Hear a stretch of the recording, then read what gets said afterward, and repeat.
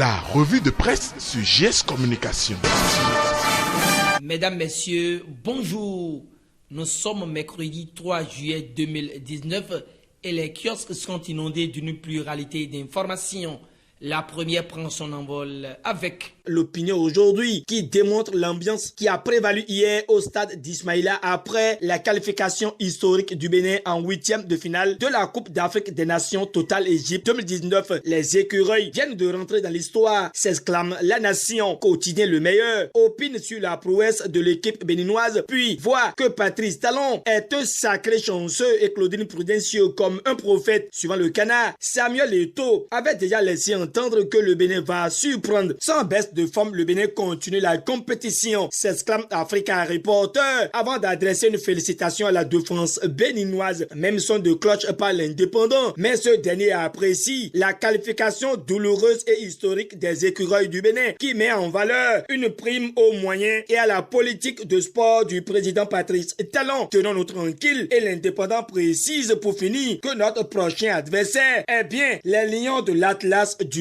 Maroc. Le potentiel salue l'accompagnement de Talon au Meki et du président Téchakus, vu comme des hommes qui ont cru que les écureuils sont bel et bien une source de fierté. Et voilà que le rêve s'est réalisé. D'après le pays émergent, Patrice Talon n'a pas hésité à mentionner que le Bénin mérite cette qualification au deuxième tour de la Coupe d'Afrique des Nations. Mission accomplie pour le ministre Oswald Omeki et Mathurin Téchakus, conclut le pays émergent. Il n'y a pas que le football qui extériorise notre pays et Kini annonce que les grandes institutions financières mondiales sont dans le viseur du Bénin. Elles prendront part à une table ronde qui aura lieu à Cotonou du 4 au 5 juillet prochain. Une preuve tangible que le Bénin, avec le taux de croissance du PIB estimé à 6,7% en 2018, devient une destination appropriée pour les investisseurs mondiaux. Oui, de gros investisseurs mondiaux à l'assaut de l'économie béninoise, écrit l'indépendant qui certifie que ces derniers participeront à la conférence de l'IOTS of London dès demain. Mais qu'en est-il du 55e sommet ordinaire de la communauté économique des États de l'Afrique de l'Ouest CEDEAO? Ici, le Soleil Bénin Info relate que le leadership et les réformes de Talon sont salués. En croire le journal de Hervé Aladé, les chefs de l'État approuvent la gestion de la crise électorale au Bénin par la rupture. Cependant, quotidien le meilleur clarifie que la communauté économique des États de l'Afrique CEDEAO appelle le Parlement à une relecture du code électoral pour une sortie de crise sociopolitique au Bénin. Le matin, pour sa part, évoque que la CEDEAO met fin aux polémiques qui emballent une frange de la classe politique se réclamant de l'opposition, s'appuyant sur la réforme du système partisan. Nord-Sud quotidien étale que la CEDEAO met à nu l'opposition béninoise. Le Nouvel Observateur sort de son silence et relate que les chefs d'État de la communauté économique des États de l'Afrique CEDEAO condamnent fermement les actes de violence. Pour preuve, le quotidien donne lecture de l'intégralité du communiqué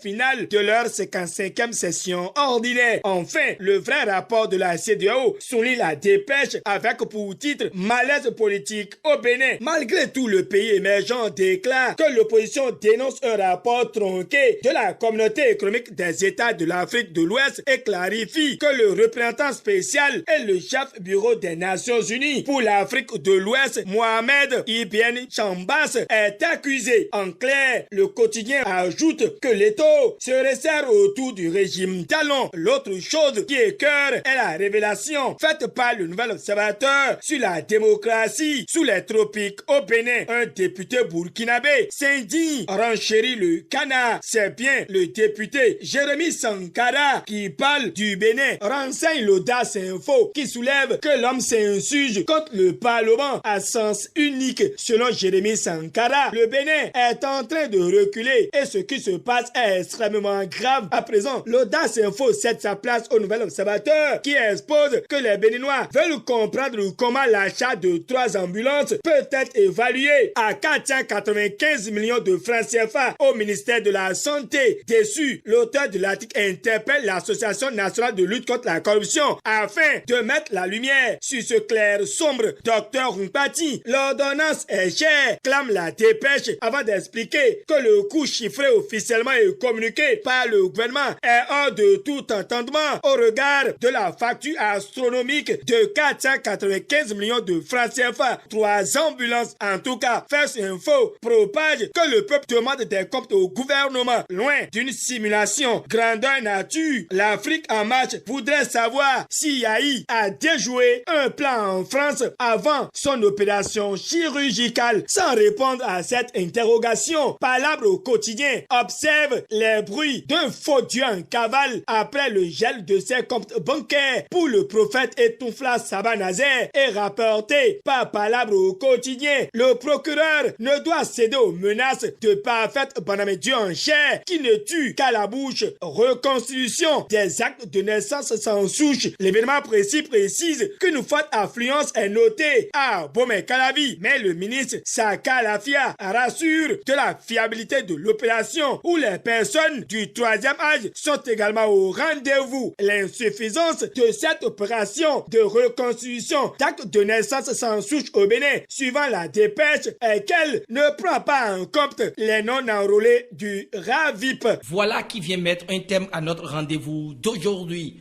Andronier Vieux-Atanou a assuré l'encadrement technique. En direct, je suis Gutenberg Sohou, celui qui a choisi de vous présenter au quotidien le visage des journaux. Merci et à bientôt.